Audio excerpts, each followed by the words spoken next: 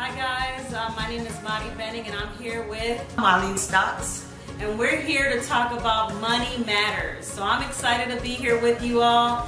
I'm excited to have Mrs. Stotts here to do this quick video. We just want to kind of promote the workshop that we're getting ready to open up for the ladies. Ladies, are you out there? For woman by woman. Yes. We're going to talk good stuff, guys. We are going to break the mindset of what we've been told, what we've been used to, what we grew up with. And we're going to expand our capacity for more, because 2018 is not over yet, guys. You still have visions, dreams, and goals. You have aspirations. Before the year is out, it can happen. And we're here to help push you to get that done this year. So we're going to open up. I'm going to have Mrs. Stotts say a few things. We're just going to be candid, guys. It's nothing formal. We just want to open up and share some stuff. If you guys have any comments or questions, definitely let us know, and we'll definitely do our best to answer, okay? So go ahead, Ms. Stotts. Wow, as a financial advisor for the last 15, 16 years, what I'm seeing is that there is a great disparity of wealth in the minority community. And when the family suffers, to me, the woman takes it personal. Yes. Because we didn't bring our kids in this world to not live better than we live. So we are observing that the wealth disparity, the gap is growing larger and larger. And we believe we have something that we could offer to women in general to close that wealth disparity. Yes. Because, Maddie, I think a lot of times we believe that wealth is not good. Mm-hmm. We have heard a lot in our churches that, it's easier for a camel to go to the eye of a needle than a rich man to go to heaven. Yeah. A lot of times what we have is paradigms that cause us to stay in bondage, like in Lodabar. Yeah. But this is a season where we have to become educated about money, because money matters. That's right. I tell women, if you say marriage don't matter, how long you think your husband will beat you? So if you think money doesn't matter, how long will you keep money? And we grew up with that poor mindset. We thought that, we're just going to talk about growing up in church. We were always taught that being poor was holy. It's not money that's the root of all evil. It's the love of money that's the root of all evil. So we thought, oh my God, if we had too much money, we're going to hell because whatever. But that's not the case. And so now, unfortunately, it was like it was paralyzing, that you didn't want to do anything, or you were fearful of success because of being distant, from God, as we thought, So, but we're here to break up that fallow ground. So, because we know that the ultimate purpose for money is to be a blessing to others. That's right. But it have to start in your home. If you are not blessed in your home, and you cannot bless Judah and all your kids, right, then you cannot be a blessing to anybody. And it makes me feel bad. Exactly. So people live day to day feeling bad, and your life is a reflection of how good you feel. Yeah. So if you're feeling bad every day about money, condemned, walking around head down, what will you produce? Bad. More condemnation. More condemnation. So guys, it's time out for the old paradigm. All rich people are not going to hell. Mm-hmm. Money does grow on trees. It does grow on trees. Yeah. So we have to change our paradigm and kind of flush what we have heard and implement the new paradigm for money, because there are cornerstones for money. Yes, and we're going to talk a little bit about that, just to give you a sneak peek of what we're going to talk about in our upcoming workshop, so you don't want to miss it. We want to talk about the purpose of wealth. I mean, you mentioned it real quick, but if you can expound on that just a little bit. Wealth is to bless your family and to bless others. We are in a community of need right now. If you look at the economic tone of this great country, people are hopeless. And guys, if we have an answer, the Bible says money answered all things. Mm-hmm. So if you don't have money, you don't have an answer for nothing. If you have money, there would not be a missionary that will go starving in Istanbul. There would not be churches that have to close down. We are seeing a phenomenal amount of churches having to shut their doors because the tithes and the offering have to come from the people. Money allows you to fulfill your purpose. Like, for example, you have a daughter who runs track. If you don't have the money to put her with a better coach, she might never be an Olympian. So we need to start thinking of money not just as a blessing to others, but as a blessing to our family. We have to turn it internal. Yes. Take care of your household right. first, the house of God, and then to the uttermost part of the world. And that's what the increase in finances in your house will bring to you. You know, that's good, because that tapped me into the next thing, the point I was going to bring out about soul prosperity. Because we can talk wealth all day long and how wealth belongs to you and you go, you know, you're going to be prosperous, blah, blah, blah. But if you don't have prosperity in here, it'll never manifest on the outside. The scripture says, may you prosper as your soul prospers. Your soul is your mind, your will, and emotions. And guys, if we're honest, if we're not prospering in our soul, we're not going to prosper on the outside, because what's in the heart comes out of the mouth. But a lot of times people don't believe that they have the right to be rich. Yes. I read a book and it said your number one goal in life should be to get rich. Now, to some people who are religious, Talk about that might sound like heresy. That might sound like it's not godly. Yeah. But guys, the wealth that you have, wealth is where economic opportunity lies. If you look at the country right now, when in 2007, when the market went down, the people who were liquid bought up all the houses. We all went through it, where we had families who had 6 and 7 homes, and the economic downturn took it all. So when you are liquid, you take advantage of opportunities in the down times. So when the time get great, you could flip it and become millionaire. Most people become millionaires when the economy is bad for everybody else. True. But we have to have a mindset. You know, sometimes we go in church and we believe that the only thing we should do is get a job. Yeah. A job cannot provide you with economic wealth. A job could only provide for you and your family. There's not enough high-paying job for you to be rich. It's a good start. It's a good start. But Marty, when I look at in America today, do you know 17,000 people every day become a millionaire? No. Wow. 15% of all U.S. households are millionaire. So why is it 1 out of every 15 people that you and I know are not millionaires? Because of this wealth disparity. But we have identified, and the Bible says, you know, my people perish for lack of knowledge. Yes. Hosea. But we know it now, and we're going to attack it with what we know. Yes. And we're really focusing on our ladies, women in money, women of wealth. Yes. Wow. So we want to kind of touch on that real quick, because that's who we're looking to partner with. Women who have that mindset that they know that there's more. Deep down, you know that there's something more that God has for you to do, and you don't feel like you have enough to get it done. But you know, when, like Marlene just said, that when you know more, you do more. You know better, right? So when you don't reject knowledge, that's when you're able to start prospering. And it's not just the knowledge that you gain that's going to prosper you. It's the applied knowledge. What are you doing with the knowledge that you have to make it happen, right? We can have knowledge of something all day long, but if we don't put that knowledge to work, it's not going to benefit you. And sometimes people don't apply knowledge because of fear. Correct. You know, we are traders. We trade. We invest. That's we right. invest. Smart women invest. And sometimes we will have a good analysis of a currency pair, and we will give it out to 20 women, and at the end of the day, only 2 or 3 might take it. Right. And you ask them, if you know that this is going to bring you increase, why didn't you not take it? And what I realized, that paradigm, that fear set in, because if all you're thinking about, what if I could lose, you'll never think of what if I could win. You have to have a mindset that whatever you put your hand to, that's right. Whatever. You cannot operate in fear. No. And fear has kept us in Lodabar. Fear has kept us paralyzed for too long. Yes. And this is a season for women to step past their fear. You know, Nike just said, just do it. It didn't say just do it if you're not afraid.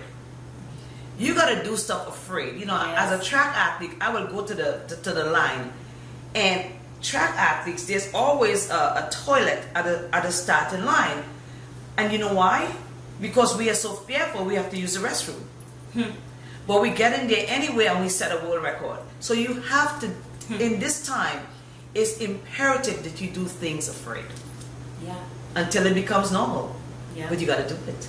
Like Peter, you got to step out of the boat and trust that you can do all things. You know, T.D. Jakes had a video that really stuck with me strong. He said if we really believed that scripture, that we can do all things through Christ, really, if you could believe that, think about it, Selah, chew on that for a minute. If you can do all things through Christ, what would you do? And Maddie, you know, when Peter stepped out of the boat, he had critics. Oh yeah. So when ladies, when you decide to step out Ooh, of the boat, that's a word right there. when you tell the ladies, hey, next week Sunday, women of wealth are having a woman money matters for women. The first thing they'll tell you, girl, why are you going down there? Marty and Marlene are rich already. They're just trying to take your money. Guys, let me tell you something. You got to make up your mind that you got to go past your critics, because where you are in life today is because of what you have said and what your critic has spoken into your life. Yeah. So if you want to change, you have to stop listening to the critics. Yeah, because that's exactly what happened. Peter stepped out of the boat. He said, if that's you, Jesus, call me. Call me. I didn't partner with Marlene just because of who Marlene is. Although she's an amazing mentor, she's an amazing businesswoman and entrepreneur, and she's amazing at what she does. But I partnered with her because I had already been praying for an opportunity. I had already been looking, you know, ask and you shall find. Seek, or ask and it shall be given. Seek and you shall find. Knock and the door will be open. I was doing that, guys, and that's when the opportunity came. And you got to be ready when you see that opportunity. It's not about, you know, what's in it for me. It's who can I help?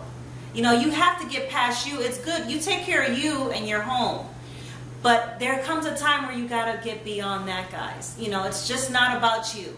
You know, of all the stuff that's going on in the world today, we have to get past ourselves and find out who else can we help to come up. You know, I don't want to be rich alone. Exactly. I want to be rich with my family, with my friends, so we can all have a good time together, right?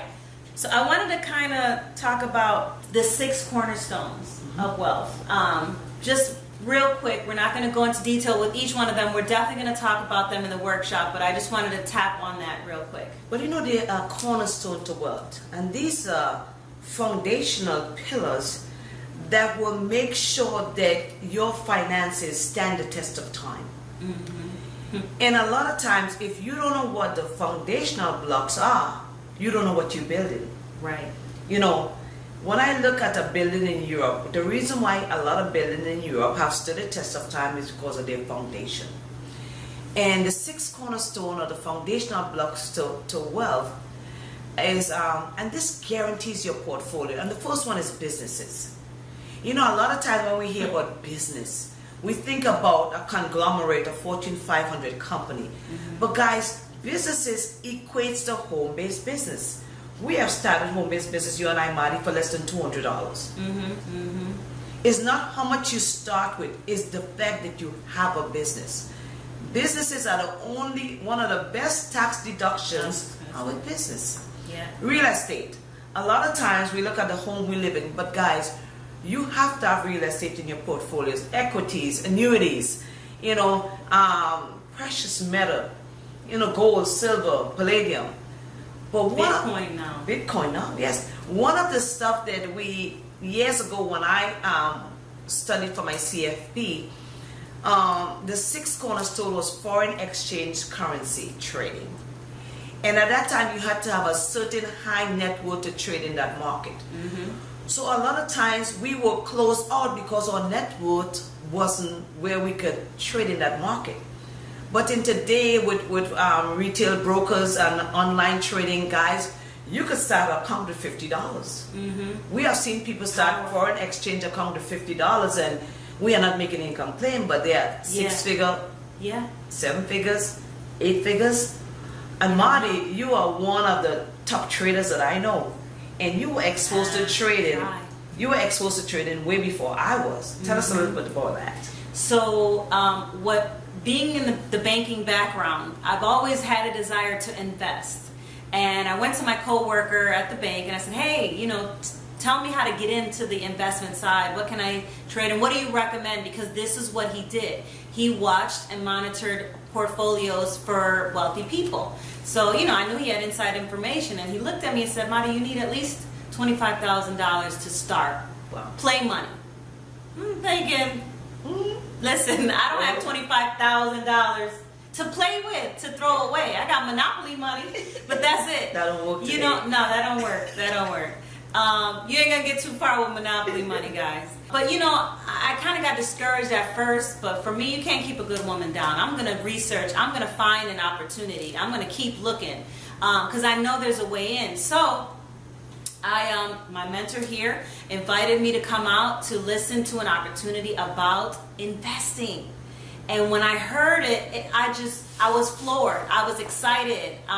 It was what I was looking for, and it was the opportunity for me to get in on the investment side. What really stood out to me was that I didn't need $25,000 to start in the investment.